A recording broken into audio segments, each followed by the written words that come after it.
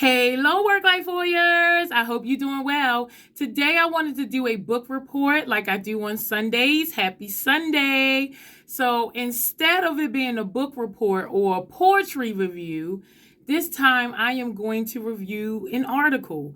I read a lot of articles as well, and I have a binder dedicated to my favorite articles that I would like to do a video on. So in addition to my books that I read, the poetry that I read, I'm also going to do article reviews.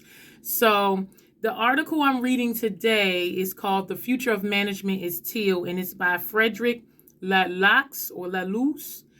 And I absolutely love this article. I read it about 6 months ago, and after reading the article, it inspired me to write a poem. And so I'm going to start the video today with reading the poem, and then we'll go into a discussion about the article. Many of us are employees. And as an employee, there are so many things that stand in the way of work being a creative source and outlet for us to show up, show out, be our best self, and add some much needed value to the world through the company that we work for, right? And so this article is about just that. And I found that it was so inspiring that I wrote a poem called Teal to the People. And it goes, I read that companies are places of dread and drudgery. I envision businesses that serve the people instead of treachery. I read of power plays, overloaded days, a sense of vague, of talent unpaid. I envision open play, enlightened ways, a sense of purpose, my kinfolk's aid. I read of emptiness, infighting, and gains. I envision businesses as fire pits, wind igniting the flames.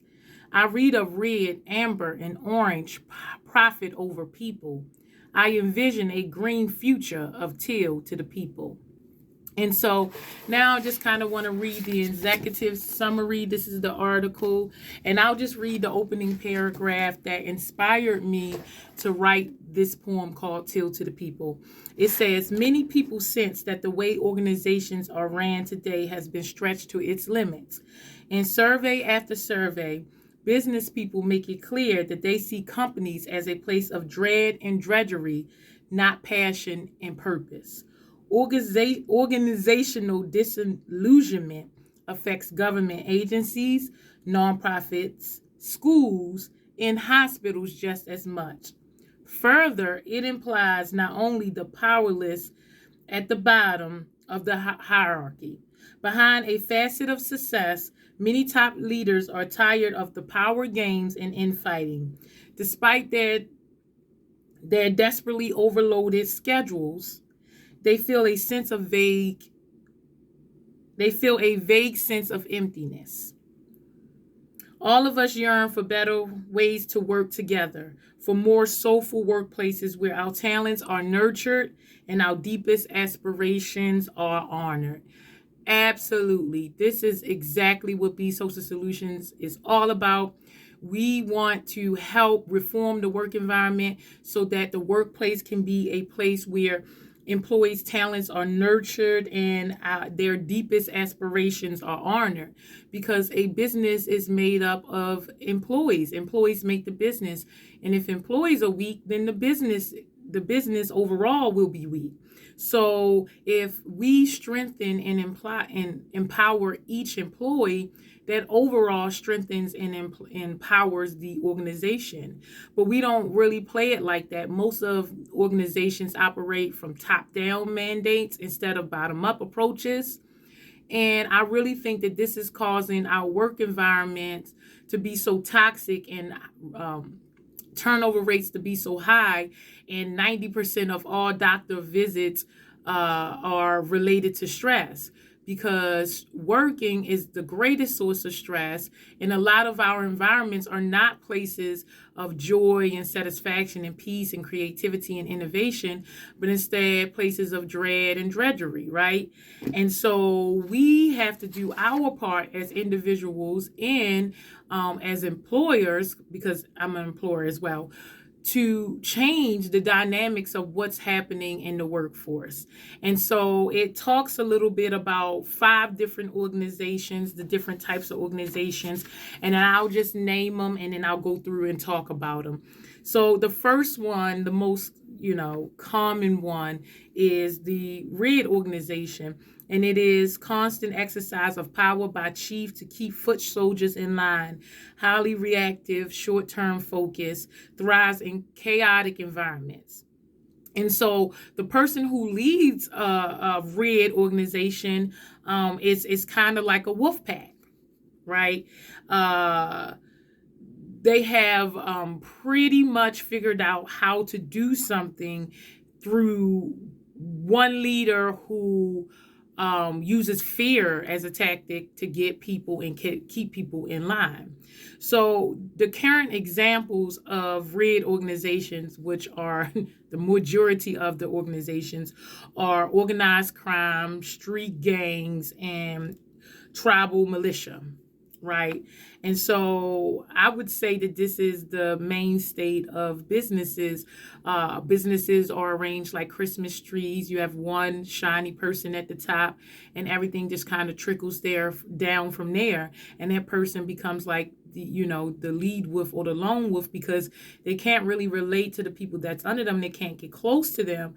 And at the same time, without getting close to them, to the people they work around, they don't understand them, the other employees, or their needs, and it creates a silo. And they're making decisions that they think will actually impact the organization in a positive way and make the employees want to buy in, but it's the opposite that happens, because the person is not really understanding the needs of the organization, or may not even care, because their idea or their values, or they're just egotistical in the sense of like they believe that one person has all the answers for everyone else. The next one is the Amber organization, and it is highly formal roles within a hierarchy pyramid, top-down command and control. Future is repetition of the past. And the guiding metaphor is kind of like an army. So just think of like the military, which are Amber organizations. It's kind of like the Catholic churches, the military, and most government organizations, such as public school systems and the police department. All of them are Amber organizations. So the next one is the Orange organization, which is goal is to beat competition, achieve profit and growth, management by objective, command and control over what, freedom over how. So it's kind of like a machine. We've seen a big push for this, where people liken a company to a machine. And so this is kind of like the machine. And examples of that would be multinational companies, like the really big companies, the Fortune 500 companies. Investment banks and charter schools are orange organizations. And to me, those three are what we should want to move away from. Those three types of organizations should be reformed to one or the two that I'm about to talk about, which is one, green, which focuses on character and empowerment to boost employees' motivation. Stakeholders replace shareholders as primary purpose. And businesses known for idealistic practices, such as like Southwest, Zappos, Starbucks. So those are green organizations. The guiding metaphor is kind of like a family. So although some beautiful things happen in green organizations, being like a family, we all come from families, and we know that there are times that our family can overshadow our needs and wants. And so what I'm hoping to reform businesses and organizations as, or the workforce in general as, are Teal Organizations. What inspired me to write the poem or Teal Organizations. So they are self-management organizations that replace hierarchical pyramids. They are organizations that are seen as living entities oriented towards realizing their potential. So the metaphor for that is like a living organism. When you think about your body, it is a living organism. It's its own universe, and each part has a function, and it may function on its own in order to for you to survive, for you to live, for you to thrive. And so you don't really breathe, you don't pump your own blood, you don't really do anything with digesting. Your body just does it on its own, because all of these parts together work, and they fulfill their own role, where they work together to create a functional living organism that doesn't have to think about how it's functioning. Just each individual part focuses on its own strength or what it's meant to do, so that it effectively helps the organism to thrive, not just surviving, but also thriving, which is very important. So we want to realize that organizations are made up of people, and people are living, and they have feelings and beliefs and all of these human characteristics that we want to ignore in organizations. And it doesn't really help us to change or transform the organization or work organizations into something that is meaningful, something that we can be proud of, so a place of purpose, instead of going to work and being treated a certain way for profits. And so I just want to go over, a little bit more about, what struck me in each organization, and just go over some of the notes that I picked up while reading this. So it talks about how we have to start creating organizations that can deal with the complexity of our time in whole new ways, and how work can become a place of personal fulfillment and growth, instead of just a place that is painfully outdated, that wants to produce profit, and disregards the person or the people who make up the organization. So it talked about like the different stages. It starts off with red stages. It says around 10,000 years ago, humanity started organizing itself in chiefdoms and pro-empires. And that's what was the beginning of our red organizations. And then because each organization develops or becomes that type of organization based on the needs of the society that they live in. And so when we first started, we just needed a way to organize. And so red organizations obviously is the best way to start if you're just trying to organize. And as we grew, our consciousness grew, and we progressed, we developed organizations or businesses or companies that are more aligned with what's going on in the society today. And so we move from red organizations that focus on division of labor, dividing things up into small pieces to get the job done, where they command authority, to amber organizations, and that started 4000 BC in Mesopotamia. That's where people learn to exercise self-discipline and self-control, internalizing the strong group norms of the agriculture society. So they started to do what was right and be rewarded for doing what was right. And so that is how amber organizations were created. And then it says the societies were divided into clear cases. They thrived on order, control, and hierarchy. And it went from like wolf pack to, something that allowed for them to bring more morality into what it is that they were doing. Because before it was just about order, and now it's about moving from order in the red organization to doing what's right in the amber organization and being rewarded for what is right. Where I kind of think like not that you you shouldn't expect to be rewarded for doing what's right. Doing what's right is the reward in itself, right? Okay, so obviously that was flawed thinking, and we had to move to more to a different type of organization that can honor the person or the people who make up the company. And so he goes on to say, people at the bottom must be instructed through command and control. In today's fast-changing, knowledge-based economy, this static top-down conception of management has proven to be inefficient. It wastes the talent, creativity, and energy of most people in these organizations.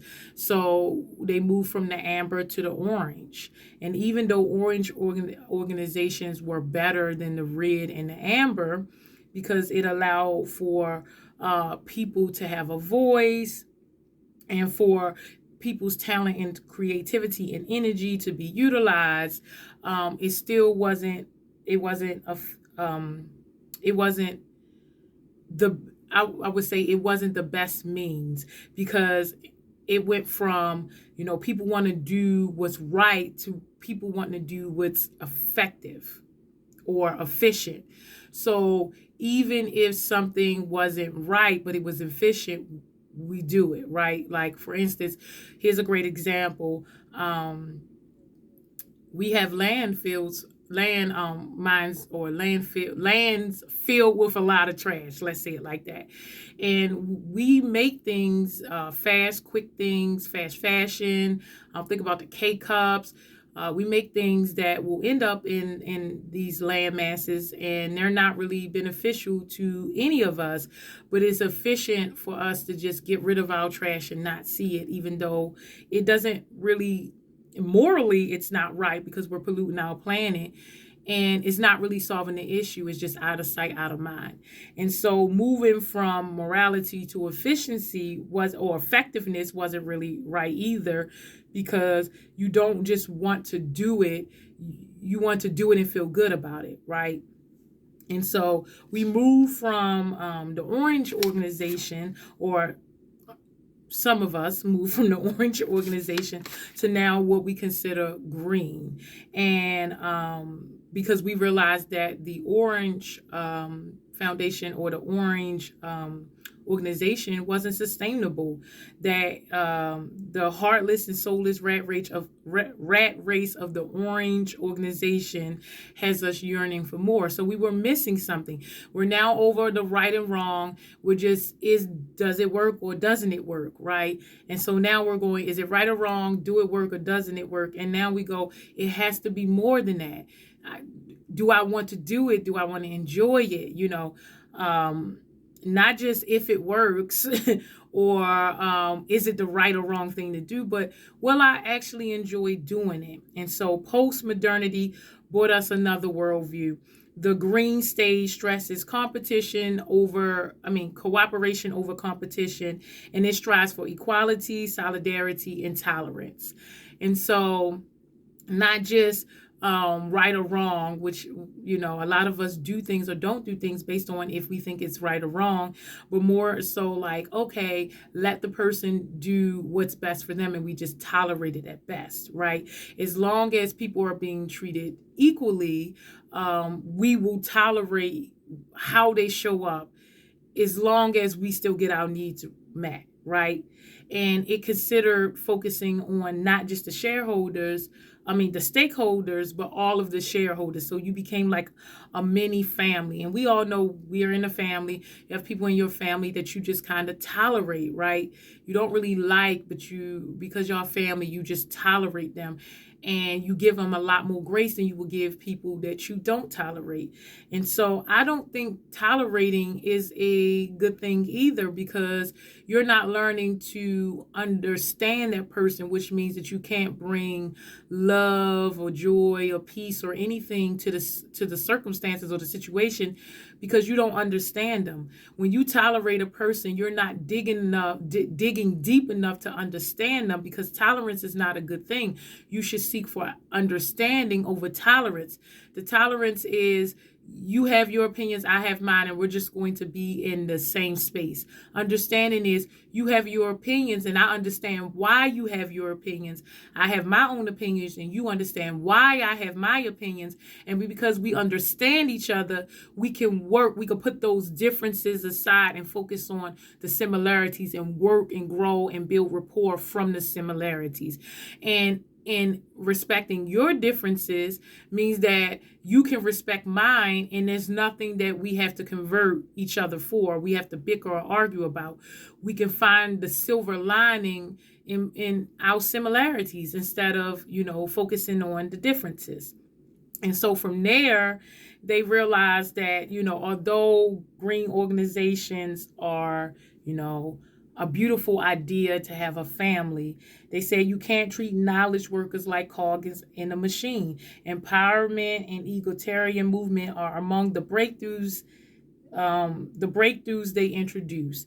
And so hidden power struggles, dominant actors who co-opt the system, and creates organizational gridlocks. So again, we see it in families. Big mama have the last say, depending on what your beliefs. If you're a woman, your man may have the last say, depending on your husband, depending on what your religious beliefs are. So in a family, there are, hierarchies, and you have to be careful to balance and not walk over someone who perceives that they have authority over you or seniority over you because of the hierarchy.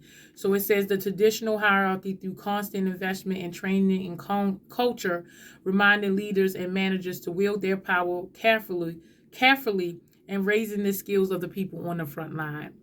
So it's like, again, Big Mama may have all of these remedies, and Big Mama may have 10 grandchildren, but is she investing in all 10 grandchildren, giving them all equally what she knows?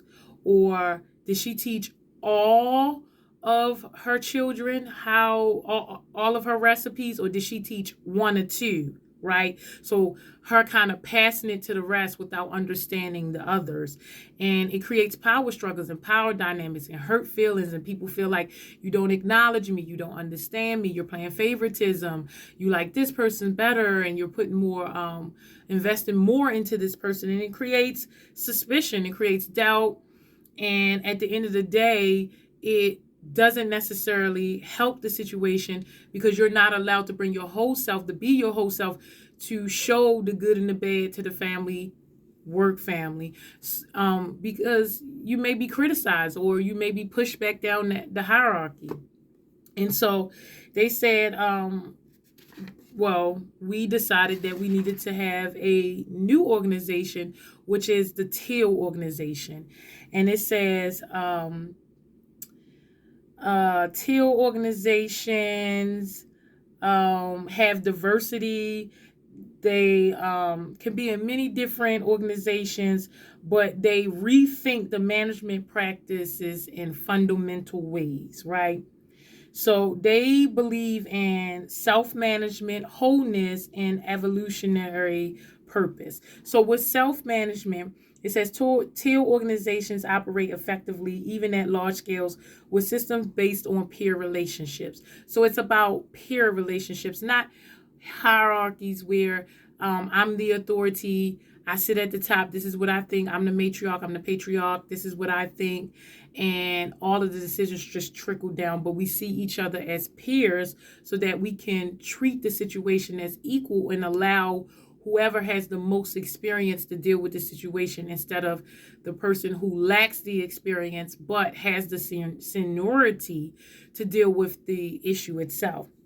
And so it says the organization set up practices in which people have high autonomy in their domain and are accountable for coordinating with others. Power and control are deeply embedded throughout the organization, no longer tied to a specific position of a few top leaders. So everyone within the organization is empowered. And that's exactly what you want, because again, organizations, businesses, companies are only as strong as their weakest link.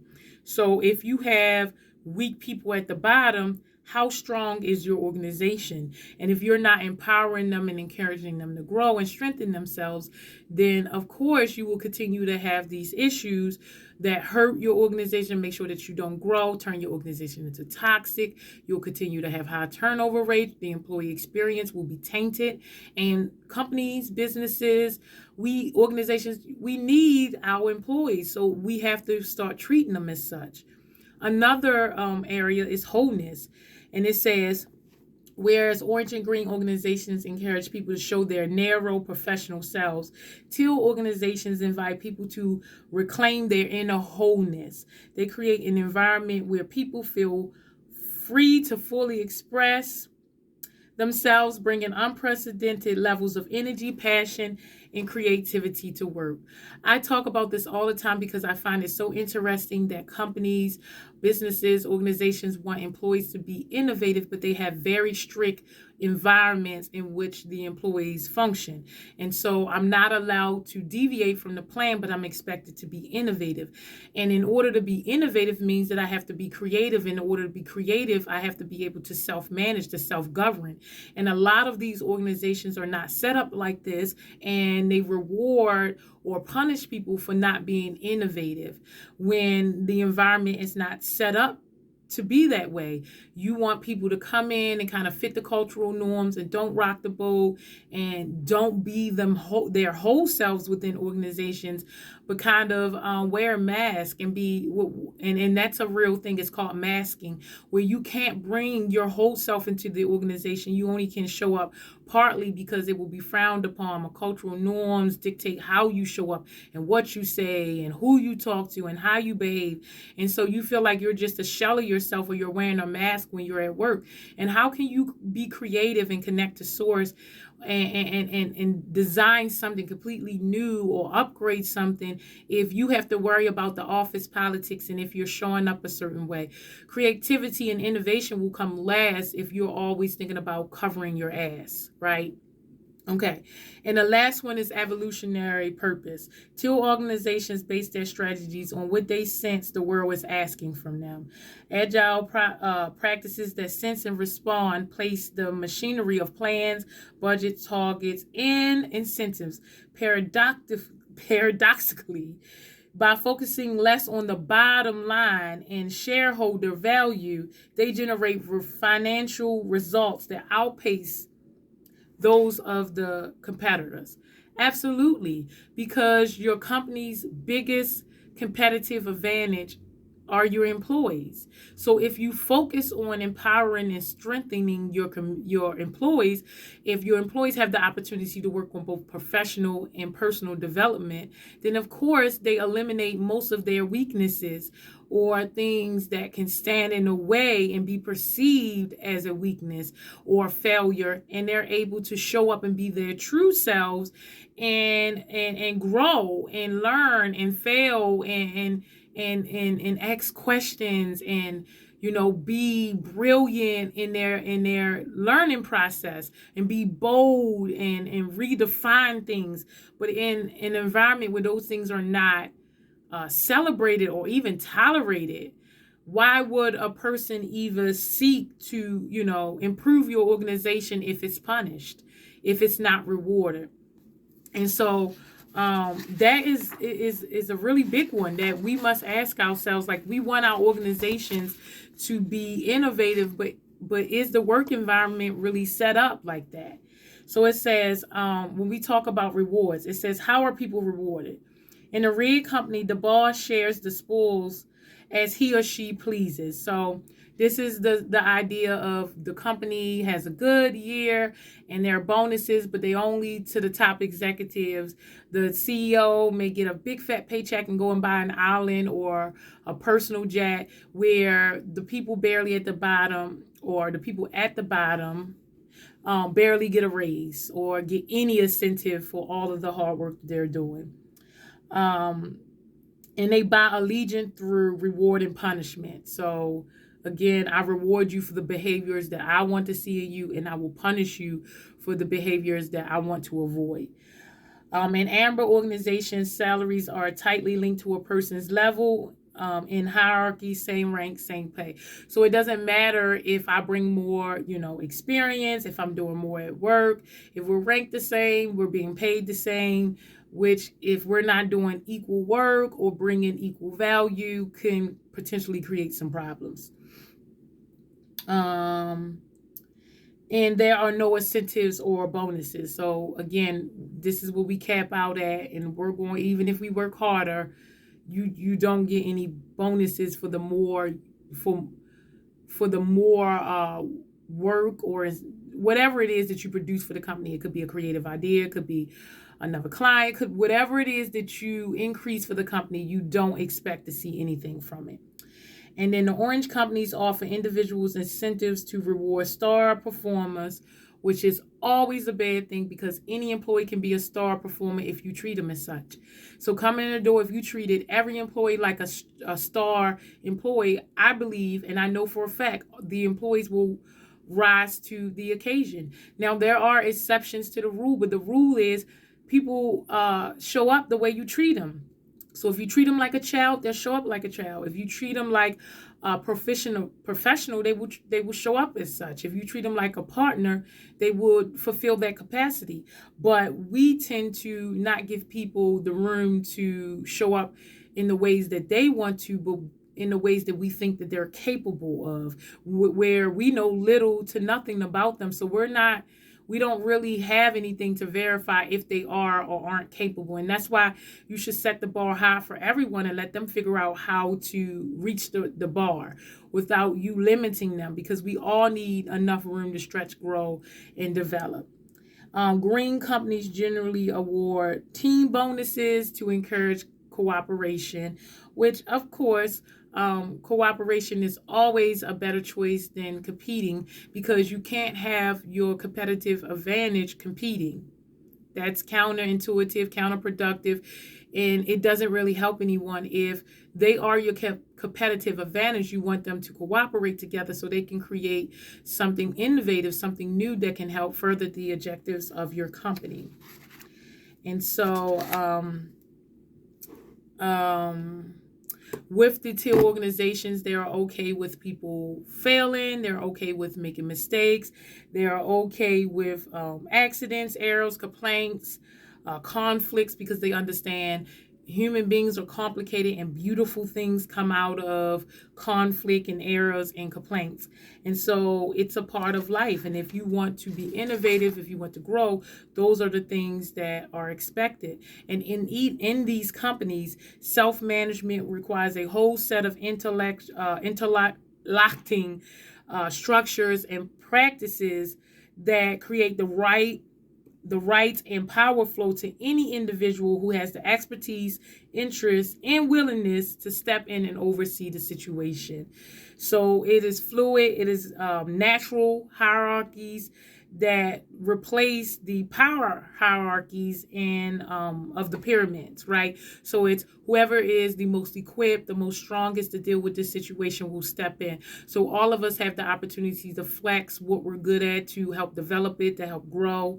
And it's so important that you empower employees to do that, because no one wants to sign up to press buttons every single day of their life, to do the same thing every single day of their lives, when work is supposed to be a creative outlet from us.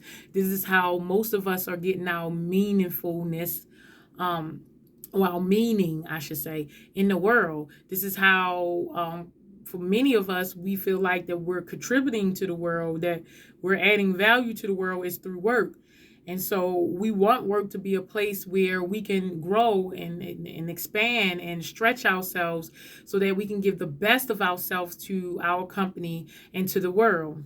And so it says that in amber, orange, and green organizations, people typically show up wearing a mask. We talked a lot about masking, and all of the organizations outside of Teal organizations who practice wholeness, you're expected to wear a mask. And if you're practicing wholehearted living, if you're trying to self-actualize, like Maslow talks about, the top of the pyramid, you're trying to self-actualize, you can't really thrive in those types of environments. You need an environment that will allow for you to be whole and manage yourself as you see fit to push out the best in you. right? And so it's now time for us to make some movement towards teal organizations, because as we can see, we had the great resignation earlier this year. People are not happy with their work experiences. Work is causing so much stress, making people sick, diseased, and tired. It's up to us to do something about it. We can't just wait for the tides to turn, society to turn. We want to find the work that we're passionate about, and we want to align ourselves with organizations that respect all of the work that we put in, all of the educations and experiences that we had, all of the movement that you want to have in your career, and the change that you want to enact in the world. They should respect that, and they should figure out how they can align themselves to you. So you find an organization that you can align with, and while there, they also should figure out how they can best serve you, especially as their competitive advantage. They want to figure out what your needs are and help you to strengthen your weaknesses so that the organization overall becomes stronger. And so teal organizations are beneficial to everyone. We don't necessarily need to have control over employees. We told employees that they're grown, you grow up, you get to manage your life, but then we go into organizations and we're managed by people who do not really understand what our circumstances are, what our lives are like, what our experiences are, what even our day-to-day operations as far as our job, would have solutions for the problems without really understanding them. And so I always push for, in addition to professional development, we need personal development. All companies should be offering personal development alongside professional development. We spend over 12 years, some of us spend 20 years being educated and trying to understand what it is that we're trying to do on a deeper level. And it's not respected once we go out into the world. And then on top of that, because we spend so much time developing professionally, we lack the personal skills to deal with all of our professional failures, right? And so if we're going to give so much of our time to work, we spend so much hours, 90,000 hours over a lifetime.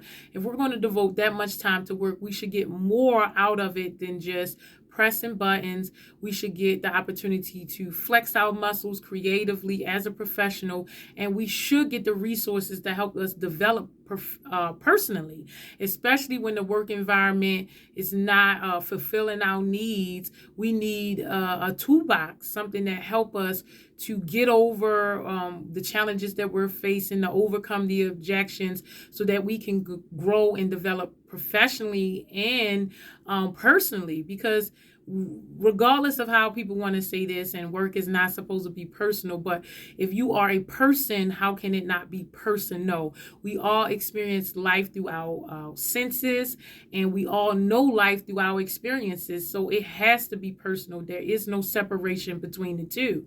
And so you want to make sure that your personal life is as strong as your professional life, because they're one and the same. There is no work without life. Even though we say work-life balance, work is a part of life. It's an aspect of life. It may be the most time-consuming aspect of life, but it is a part of life, and there is no separation between the two. Work is a part of your experience. It's a part of your personal experience.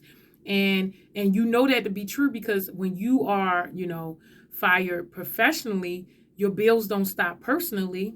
You still have to pay your bills. So we know that they are intimately tied to each other, even though the environment, the workplace, tried to pretend that they're not. They try to pretend that employees are robots and we shouldn't have feelings and beliefs and we shouldn't fail or make mistakes. But that just comes with human nature. And teal organizations are honoring the human part in human nature.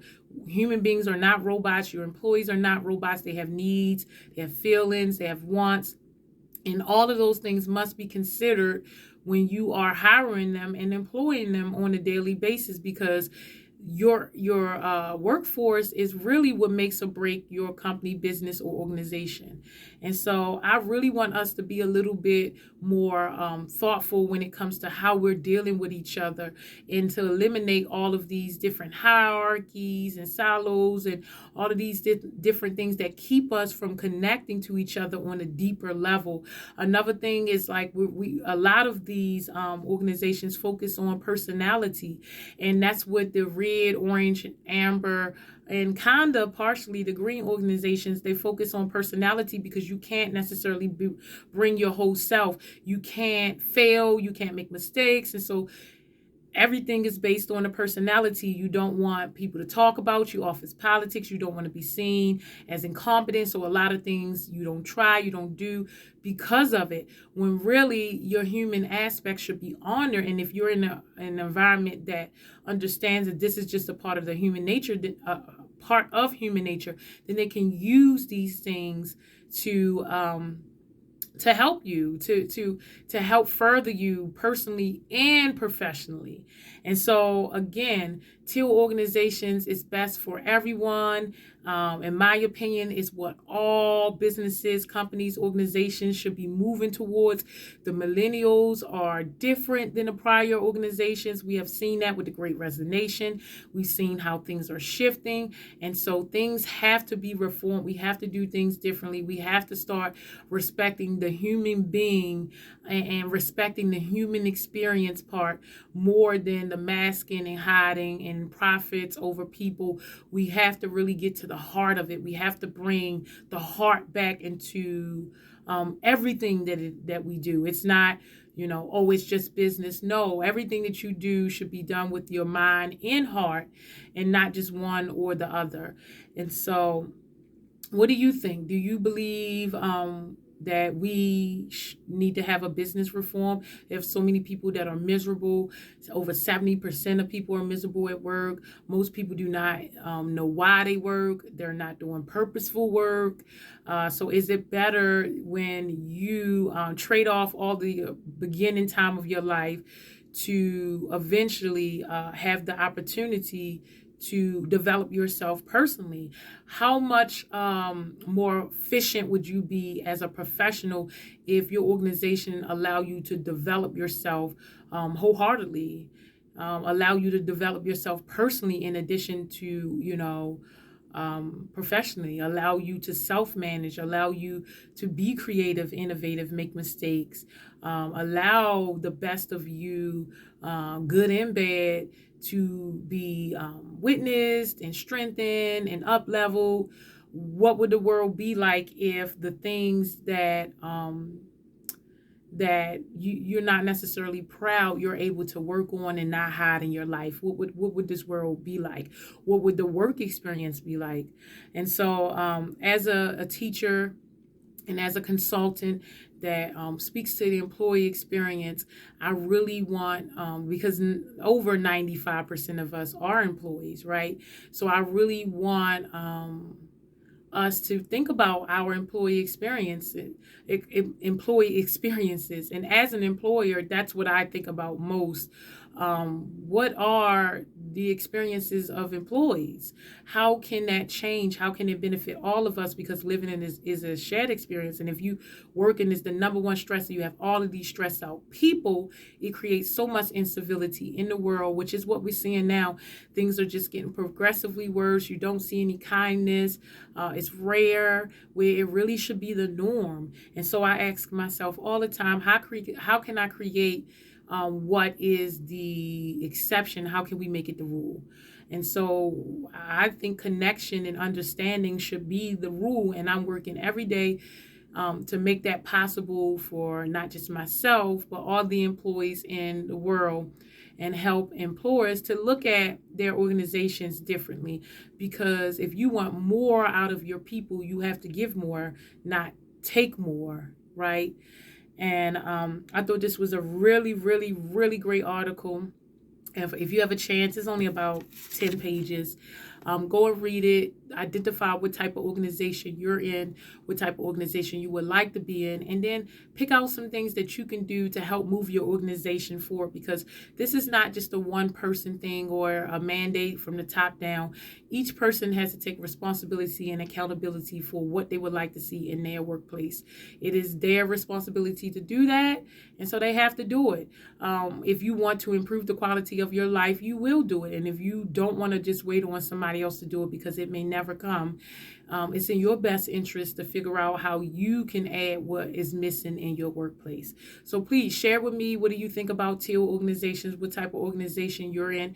Have you read the article? What do you think about the article? What do you think about our discussion? Please share with me your thoughts. I thought this was a very interesting article. I've read it now 3 or 4 times. I'll continue reading it to keep my eyes on the prize. And I'm hoping that more organizations will start to get it and start to realize that it is not sustainable to have any other organization outside of green and teal.